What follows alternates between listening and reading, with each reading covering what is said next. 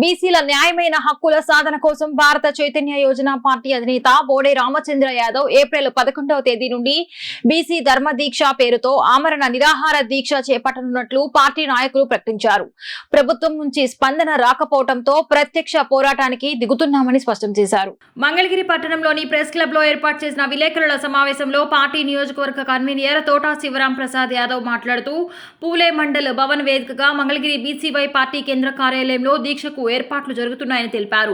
BC సింహగర్జన సభలో ప్రభుత్వం ముందుంచిన 5 కీలక డిమాండ్లపై మార్చి 31 వరకు ఇచ్చిన గడువు ముగిసినా ఎలాంటి సానుకూల స్పందన రాలేదని ఆవేదన వ్యక్తం చేశారు. దశాబ్దాలుగా బీసీలు ఎదుర్కొంటున్న అన్యాయాలకు వ్యతిరేకంగా వారి ఆత్మగౌరవాన్ని నిలబెట్టేందుకు రామచంద్ర యాదవ్ ఈ కఠిన నిర్ణయం తీసుకున్నారని పేర్కొన్నారు. ప్రభుత్వం తక్షణమే స్పందించి బీసీల సమస్యలను పరిష్కరించాలని డిమాండ్ చేశారు.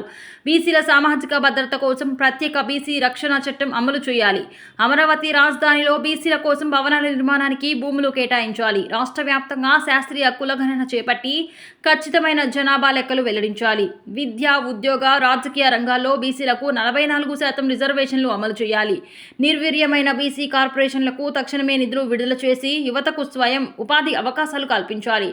ప్రభుత్వం బీసీల సహనాన్ని పరిష్కరించవద్దని హెచ్చరించిన ఆయన రాష్ట్ర వ్యాప్తంగా ఉన్న బీసీ సంఘాలు, ప్రజాస్వామ్యవాదులు, మేధావులు ఈ ధర్మ దీక్షకు సంఘీభావం తెలుపుతూ విజయవంతం చేయాలని పిలుపునిచ్చారు. ఈ సమావేశంలో బీసీవై పార్టీ రాష్ట్ర మహిళా కో కన్వీనర్ కాగితాల స్వాతి, గుంటూరు జిల్లా మహిళా convener Kodatham Chamundeswari Devi, Errakula Bhaskar Yadav, Chunduri Srinivasarao, Tati Sambasivarao, Danaboina Venkateswararao, K Narasimharao, K Venkateswararao, B Nagaraju తదితరులు పాల్గొన్నారు.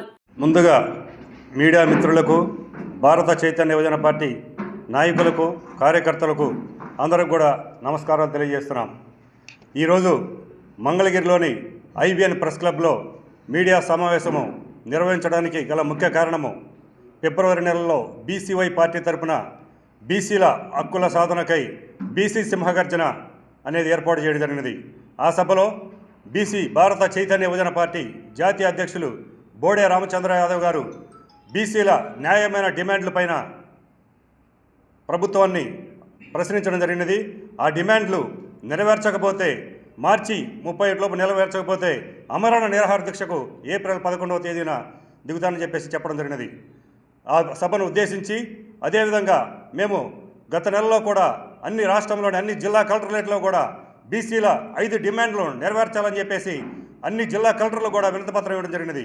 దాన్ని కొనసాగిస్తూ గ్రామానికి బీసీ చైతన్యం తీసుకెళ్తూ మా యొక్క బీసీల డిమాండ్లు అనేటువంటి 5 డిమాండ్లు: బీసీ రక్షణ చట్టము, సమగ్ర కులగణన జరిపించాలి, స్థానిక విద్యా సంస్థల్లో 44% రిజర్వేషన్ కల్పించాలి, అదేవిధంగా రాజధాని ప్రాంతంలో బీసీలకు 1000 ఎకరాలు కేటాయించాలని చెప్పేసి డిమాండ్ చేయడం జరిగినది. ఈ అంశాలపైన ప్రభుత్వం ఇంతవరకు స్పందించలేదు. గౌరవ ముఖ్యమంత్రి చంద్రబాబు నాయుడు గారికి ఒకటే తెలియజేస్తున్నాం: భారత చైతన్య యువజన పార్టీ తరఫున ఈ డిమాండ్లను మీరు నెరవేర్చలేదు కాబట్టి మంగళగిరి నియోజకవర్గంలోనే భారత చైతన్య యువజన పార్టీ కేంద్ర కార్యాలయం ఎదురుగా ఉన్నటువంటి పూలే మండల్ భవన్ వేదికగా ఏప్రిల్ 11వ తేదీన అమరణ నిరాహార దీక్షకు మా జాతీయ అధ్యక్షులు రామచంద్ర యాదవ్ గారు దిగుతున్నారని చెప్పేసి ప్రభుత్వాన్ని తెలియజేస్తున్నాం. అదేవిధంగా చూసినట్లయితే బీసీల డిమాండ్లు: సమగ్ర కులగణన, బీసీల జనాభా ఎంతో తేల్చాల్సిన అవసరం ఉంది. దాన్ని తేల్చడానికి మీకు ఉన్నటువంటి అభ్యంతరం అని చెప్పేసి అడుగుతున్నాం. భారత రాజ్యాంగం అందరికీ సమానమైన హక్కులు కల్పించింది. ఆర్టికల్ 14 కానీ. నమస్కారం. బీసీవై పార్టీ అధ్యక్షులు శ్రీ బోడే రామచంద్ర యాదవ్ గారు ఏప్రిల్ 11వ తారీఖు నుంచి 5 డిమాండ్లు, బీసీల అభ్యున్నతికై ఏర్పాటు చేసిన 5 డిమాండ్ల కోసం ఆమరణ నిరాహార దీక్ష ఏర్పాటు చేయడం జరిగింది. ఆ కోణంలోనే మా బీసీవై పార్టీ నాయకులందరూ కూడా గ్రామానికి వెళ్ళి ప్రతి బీసీ కుటుంబాన్ని కలిసి కరపత్రాలు అందజేసి అసలు 5 డిమాండ్లు మనకు ఎందుకు గవర్నమెంట్ వాళ్ళు ఇవ్వట్లేదు, వాటి వల్ల మనం ఏం నష్టపోతున్నాము, దాని గురించి ఆమరణ నిరాహార దీక్ష వరకు అన్నగారు వచ్చారంటే దానికి అర్థం ఏంటని ప్రతి ఒక్కరు మేము తెలియజెప్పడం జరుగుతుంది. బీసీ కుటుంబాలన్నింటిలో కూడా చైతన్యం కూడా మొదలైంది. దయచేసి గవర్నమెంట్ వారు అర్థం చేసుకొని అన్నగారిని ఆమరణ నిరాహార దీక్ష వరకు వెళ్లకుండా ముందుగానే మా డిమాండ్లను పరిష్కరించి బీసీల అభ్యున్నతికి మేము తోడ్పడతామని చెప్పుకునే ఈ గవర్నమెంట్ వారు అదేవిధంగా ప్రవర్తించాలని ఈ సందర్భంగా తెలియజేస్తున్నాం. Thank you. పడతారో పడరు కానీ గవర్నమెంట్ మాత్రం ఇబ్బంది పడుద్దండి. అదొకటి ఆలోచించుకోండి. మీరు ఈ బీసీలందరినీ ఏకమయ్యారంటే మాత్రం ఇది చాలా ఇబ్బందికరమైన పరిస్థితి.